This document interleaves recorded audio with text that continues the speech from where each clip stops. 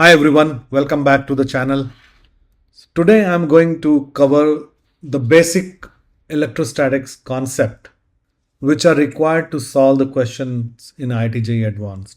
I have seen that if you have to pick one area in physics, then most probably electrostatics would be the area where most of the students don't have clarity as far as concept is concerned. And that's where I think it's very important to understand the concept properly, and then it will be so easy to solve these problems. So, this is the part one of this lecture. Here I am going to cover most of the areas in the electrostatics, and the next part will be mostly about the circuits, the capacitance, and the switches, and all that. Okay, so let's start.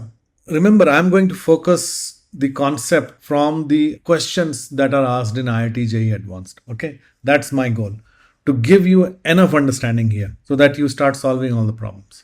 Okay, let's start. So the first thing that I want to discuss is Gauss Law. According to Gauss Law, the electric flux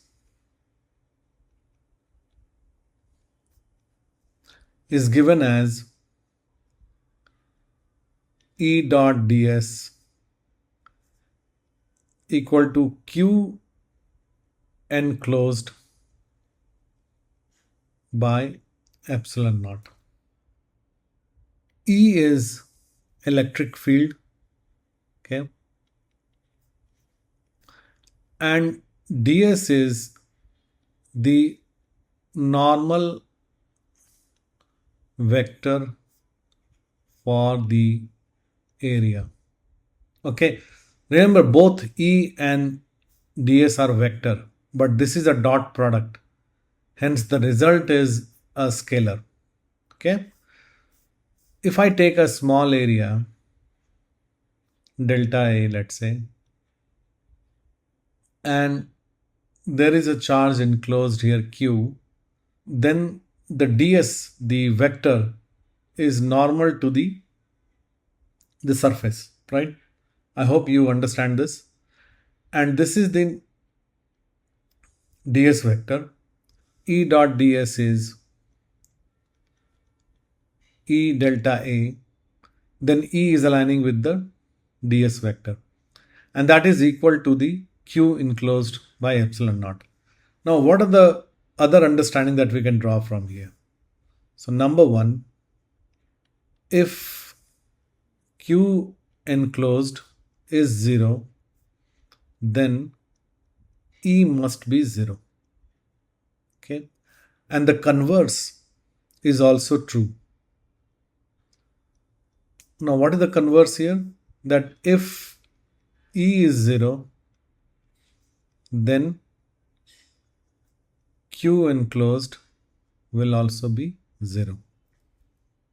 Okay, so this is part number one. You must understand this, and EDS you can write in general form as EDS cos theta, where theta is angle between E and ds vector. So this is first thing. Now let's go to the next item. Conductors. Okay. Electric field inside conductor is 0. Okay. And why is that? Because the charges on conductor are always at surface. Okay, so there is, from here also you can deduce that the total charge enclosed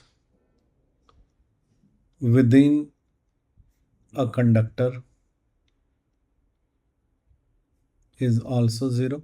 Now let's go to the third item, which is dielectric. Okay, now if I have to draw, let's say, a Venn diagram,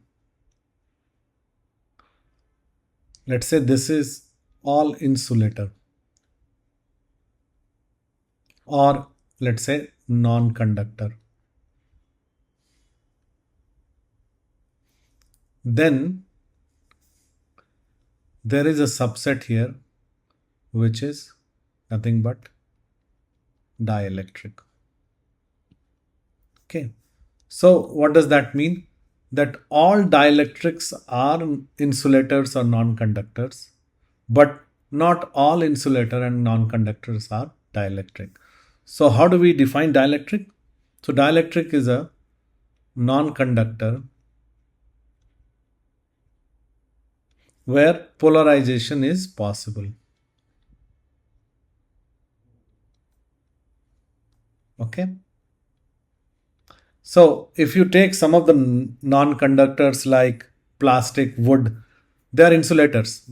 We don't have polarization there.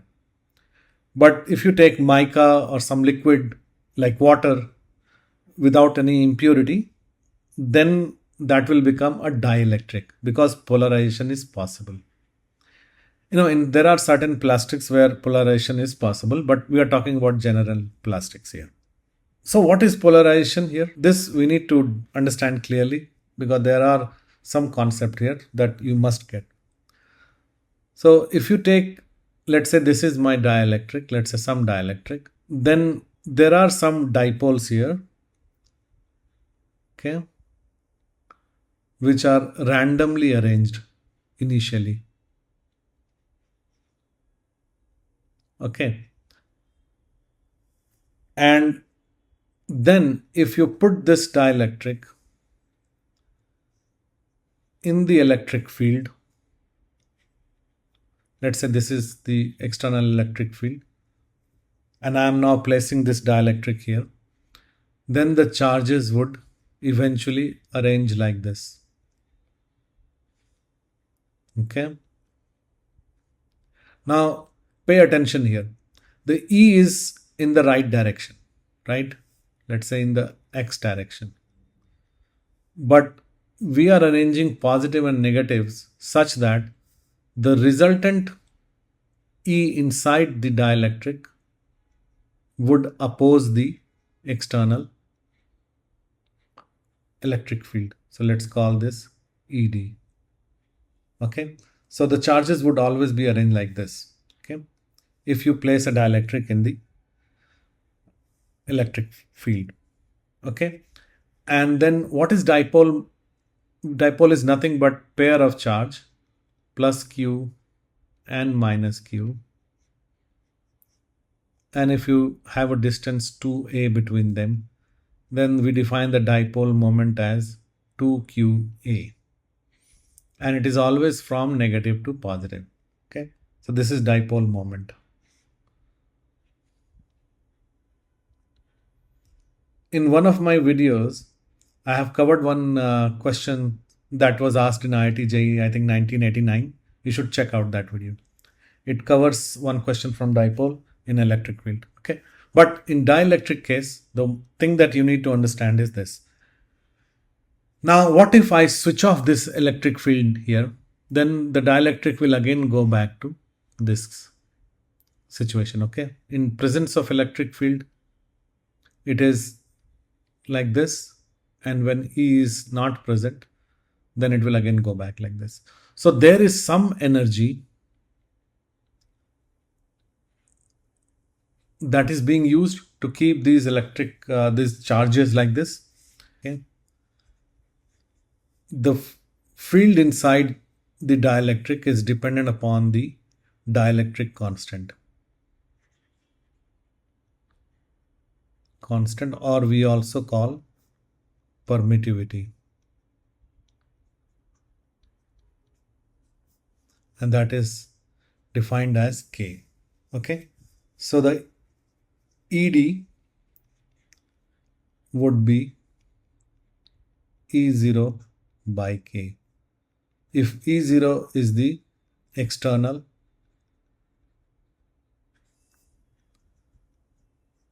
electric field. Okay. So if E0 is the external electric field, the internal electric field inside the dielectric is going to be E0 by K. Okay. Now question here, what would be the K for a conductor? What do you think? So K for the conductor is infinity. Why? Because the electric field inside the conductor is 0. And if we take this equation, then electric field inside the conductor would be E0 by K. Now K has to be infinity so that the electric field becomes 0. Okay. C. The charges that are there inside the dielectric are called polarized bound charge. Why bound? Because this is inside the dielectric. They cannot escape. Okay, and this is there because of polarization. And let's call them sigma prime. So let's say the polarized charge density. Okay.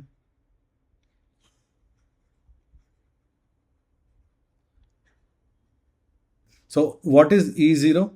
E0 is nothing but Q by epsilon naught A, and we can also write sigma by epsilon naught if sigma is Q by A or the charge density. Now, what is the electric field? Let's say E prime, ED E prime. Because of this bound charge sigma prime, that is bound charge density, that will be sigma prime by epsilon naught. Okay. So, what is the total electric field inside the dielectric? Will be E0 minus ED prime, because this one is going to oppose the external electric field, and that will be sigma by epsilon naught minus sigma prime by epsilon naught. Okay, but that is also equal to ED, because we already know that the dielectric, the total field is E0 by K, and which is nothing but sigma by epsilon naught K. Okay, therefore we can just write sigma as sigma 1 minus 1 by K. So the bound charge density for dielectric is given like this. Okay, I hope you see this one. Okay, fourth part, which is important, the polarization density P is given as epsilon naught E. Okay, this is also a constant. Okay, this is called electric susceptibility. Okay, and this is related with the polarization. You know that the ED is given as E0 by K, right? We saw this here. Therefore, E0 is nothing but K ED. Therefore, the electric field inside dielectric is E0 minus ED, which we can write as KED minus ED, and which is K minus 1 ED. And if we take this, then this becomes the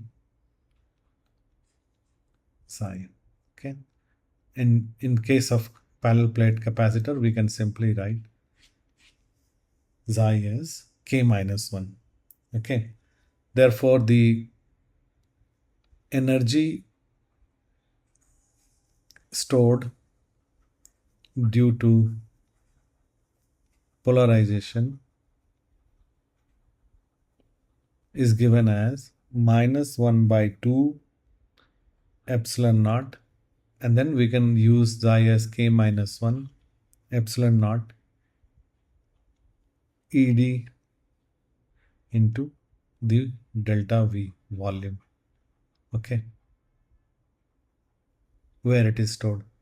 Okay, this is negative because this is the stored energy. And what happens, as I explained earlier, if you remove the electric field, the ED will vanish, and So this is the energy that will get released. Okay. And in case of parallel plate capacitor, we can simply write this as K minus 1. Okay. This epsilon naught is already, this is covered here. And epsilon naught by 2 minus, and if this we can write sigma by K epsilon naught whole square into delta V, which is volume. And that is minus K minus 1 by K square sigma square N by epsilon naught delta V. So this we will use in one of the problem solving. Okay. Some more, basic concept which will definitely help you solve problem is, one thing that we need to always remember is that if I take a thin sheet and place the charge there, let's say it's a big sheet, then the electric field, if you want to compute here, you can take a Gaussian surface. There is no electric field here in this direction, because this is perpendicular to the electric field which is in this direction. Hence the flux phi from this side is going to be E into delta A if this is delta A. And the same thing here, we will get E delta A. Now flux is scalar, right?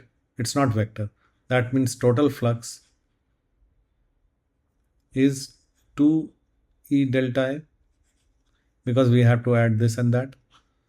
And then that should be equal to Q enclosed by epsilon naught. So let's take sigma, which is the charge density here, by epsilon naught and into delta A, right? And therefore what we get is E equal to sigma by 2 epsilon naught. So always remember, because of this plate, let's say, or this sheet, the electric field will be sigma by 2 epsilon naught.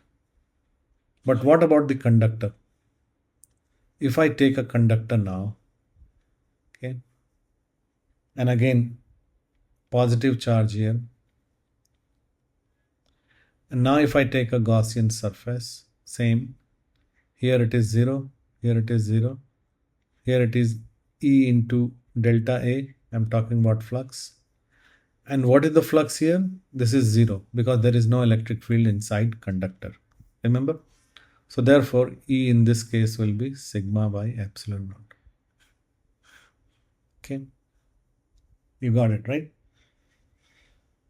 Okay. Now let's come to capacitor. Okay. Let's just discuss parallel plate capacitor today. Okay. Parallel plate capacitor. How do we define it? So we define it like this. Let's say this is the positive charge here and this is negative. Let's say charge density is sigma. Okay, so there is an electric field here, if you see, right? Let's call it E0. Now let's call this plate as A and this plate as B. So what is the electric field because of A? What do you think?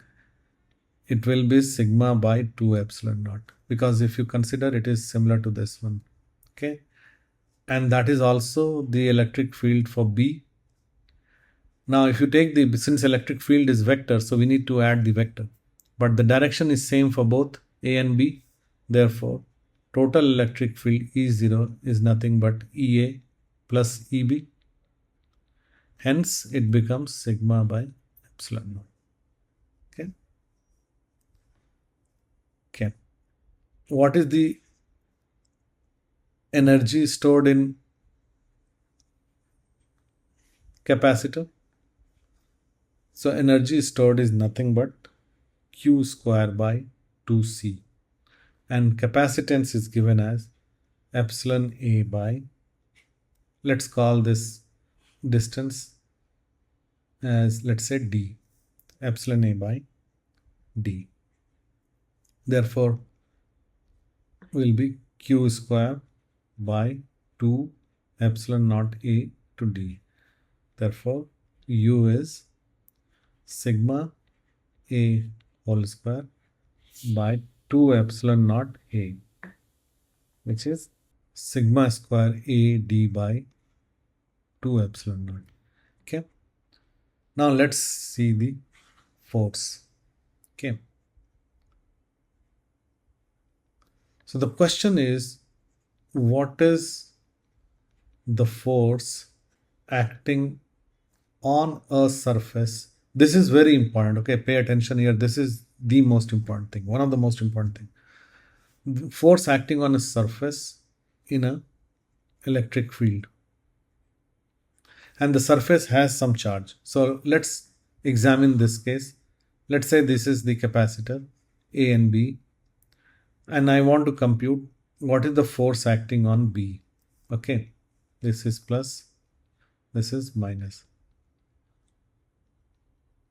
So the theory is, you must remember this. Okay, to compute force on a surface, we must take the electric field due to all other charges except the charges on the surface. Okay, so what it says is that if I want to compute force on B, then I should just consider the charges here on plate A. And I should not consider the charges B when I'm trying to compute the electric field, because the force is nothing but, according to Coulomb's law, this is nothing but Q into E. Now, the E that I am considering should be there for the other charges, not for the charges on which the force is being considered. So it's like, can you take mass or the weight of an object as a force on the object? You can't take that, right? Therefore, similarly, we cannot consider the charges on the surface on which we want to compute the force. Okay. Now, so what is FB then? Then FB is nothing but EA, the electric field due to A, and the sigma, because B also has got the sigma as the charge density. Okay. And therefore this will be EA is nothing but sigma by 2 epsilon naught into sigma, and therefore sigma square by 2 epsilon naught. Okay. Now the plus and minus will come depending upon which one has positive charge and negative charge. But the force on a surface is given by the electric field due to all other charges except the charges on the surface times the charges on the surface. Okay. I hope this is clear. Now, if you use this expression, then I can also write force as minus du by dx, or here in this case it is d, because d is the variable. Now, why minus? Because as we go far and far, electric field keeps decreasing. Okay, so that's why the force will be minus here. Now, if you differentiate this, what you get is sigma square A by 2 epsilon naught, and therefore force density will be sigma square by 2 epsilon naught. Okay, same equation. So I hope you got this also very clearly. Another concept, E is also written as dV by dr. Okay, so if E is 0, then dV by dr is 0. That means V is constant. It may be 0, it may not be 0. Okay, therefore inside a conductor, V is always constant. Okay, on the surface also. So if I take a conductor and I ask what is the potential here and here and here, all are same, because it's a equipotential surface and equipotential volume. Everywhere V is constant. But outside, the V will be proportional to 1 by R. Okay. Okay. Some of the other important consideration here. If I ask you another question, that I have a shell here, let's say conducting shell, and I give it a positive charge Q, and then I place another charge here as minus 2q. Then what are the charges, how they are going to rearrange? So here, because of Gauss law, inside a conductor there cannot be any charge. But if you see here, if I take a boundary here like this, some boundary here, right, then I see that there is a minus 2q charge. So therefore there has to be a plus 2q induced here. Okay, and now it will be balanced, 2q minus 2q is 0. But then this surface had charge plus q, and now I have added plus 2q here. So the final charge here will be q minus 2q. So that is the final condition if I place this. Okay, after placing this, you see this? Now, having understood so much, let's now try to solve a problem. Okay, and the problem is that the parallel plate capacitor is located horizontally, so that one of its plates is just submerged into liquid while the other is over the surface. The permittivity of the liquid is K. Okay, so this is given K, and the density is rho. Now this is asking what is the height to which the water will rise here. Okay, now let's apply everything that we have seen so far. Okay, and it is so simple to deal with this. Now we can place plus charges here. Okay, let's assume this, and minus here.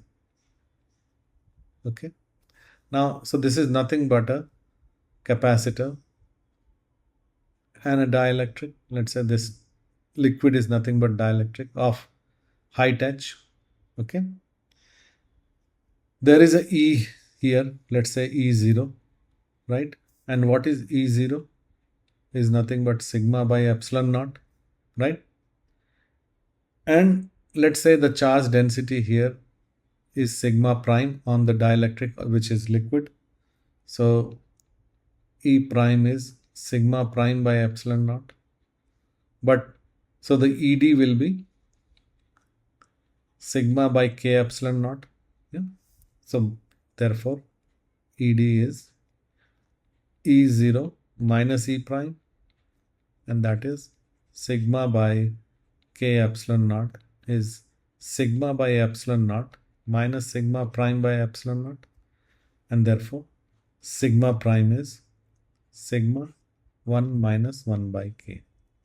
Okay, so this is the bound charge, the polarized bound charge on the dielectric. Okay, so far so good. Now let's take this as A, this is B, and this is C, and this surface is D. Okay, you're seeing it? This surface is D and the B is outside. Okay, so if just to draw it clearly, this, and I'll put a dielectric here. Okay, so this is surface D, this is surface C, and this is surface B. Okay,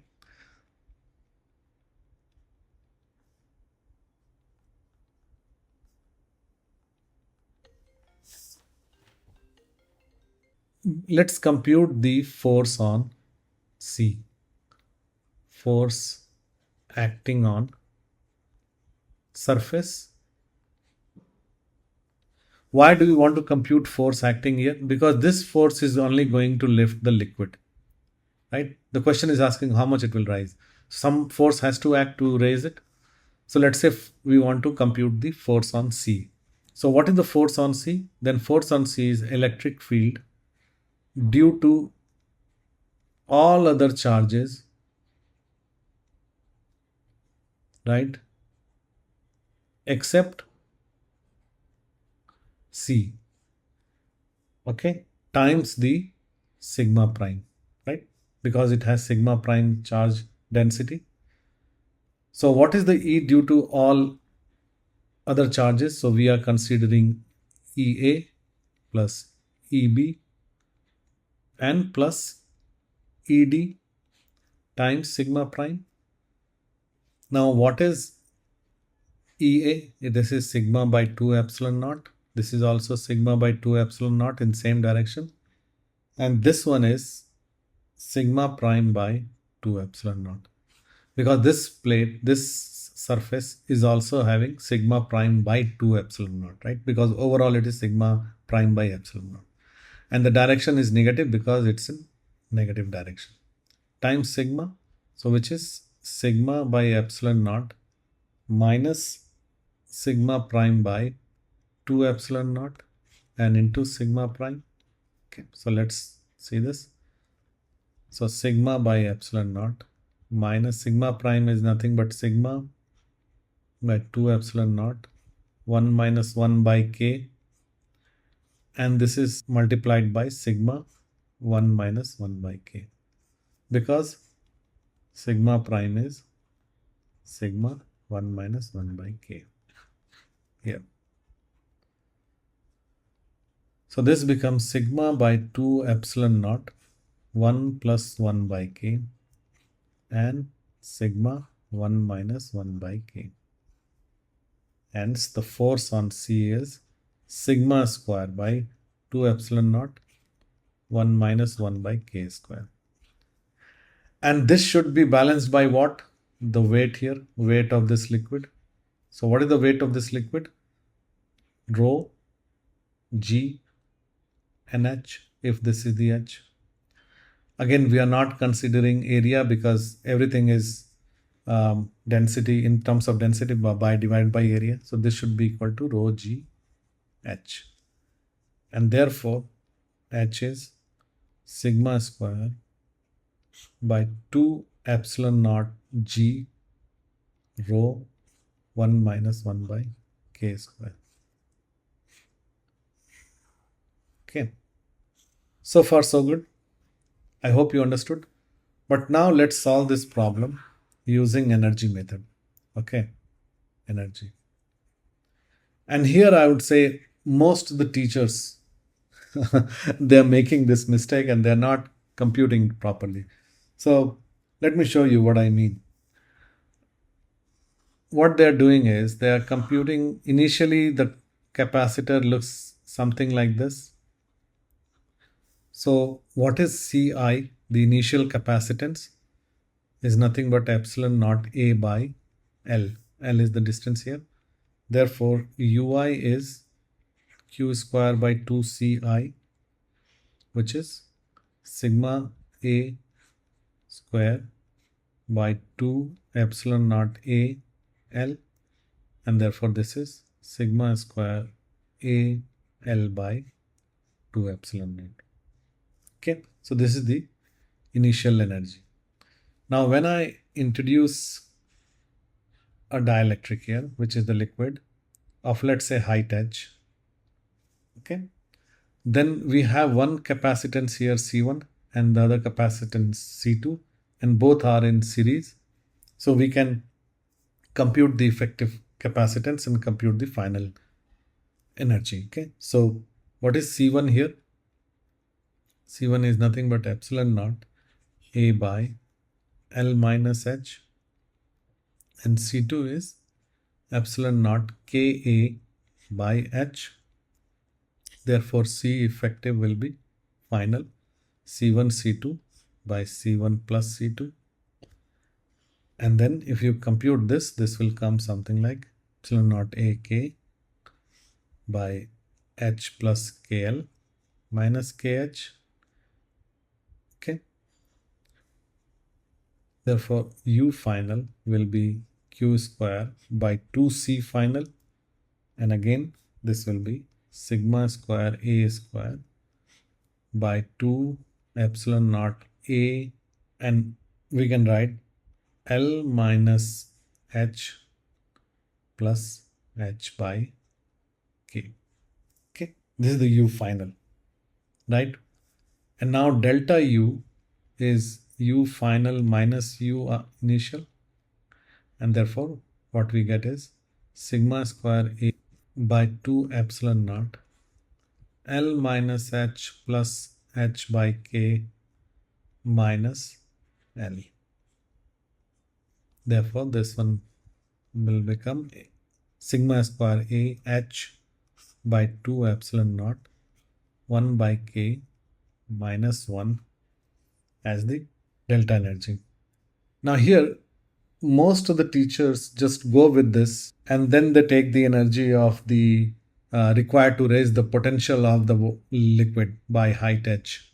Okay, and then they will take this and differentiate and they'll come to a conclusion or answer which is completely wrong. They get the answer something like here, something like this only, but instead of k square, it will just be k. And then they will justify one way or the other. But what we are missing here is the energy required for this polarization. Okay, remember, when dielectric is introduced, the charges will rearrange and there will be a polarization energy, right? Energy for polarization. And that energy will be used here in polarizing the charges. We cannot consider that energy for raising the liquid, the level of liquid. Okay, so we need to also consider the energy required for polarization. Now, what is the energy required for polarization? Remember, we concluded that somewhere here, this is the one, right? This is what we have. So let's now, delta U remaining will be delta U plus the polarization energy, and hence this will become H by 2 epsilon naught 1 by K minus 1 minus delta square by 2 epsilon naught A H K minus 1 by K square. Remember, there was a delta V there. Delta V is nothing but area into H. Okay, now let's consider this. So we have something in common here. So 1 by K minus 1 minus K minus 1 by K square. And that will give me 1 minus K square by K square. Okay. Take the other energy, which is energy required to raise the potential of liquid by height h. That will be rho A H G and H by 2. Why H by 2? Because this we can consider as a unit and the center of mass is getting raised by H by 2 only. Okay, sigma square A H 2 epsilon naught 1 by K square minus 1 plus rho A G H square by 2, and that should be equal to 0. Okay, and the force is nothing but minus du by dh. So u final. Okay, and then this will be rho square A by 2 epsilon naught 1 by K square minus 1 plus rho A H G equal to 0. Therefore, H is sigma square by 2 epsilon naught rho G 1 minus 1 by K square. So we got the same answer here. Okay. So that's it for today, folks. I have covered a lot of things here. And if you understood all these concepts and if you clearly get the idea here, then most probably you will be able to solve all the questions that come in typically IIT JEE Advanced and of course in main cell as well. Do send me your questions or any concern or any clarification you need from me, and subscribe, share and like the video. Thank you very much. Subscribe and gain access to concepts and tips for doing better in IIT JEE or other examinations. Keep up the great work.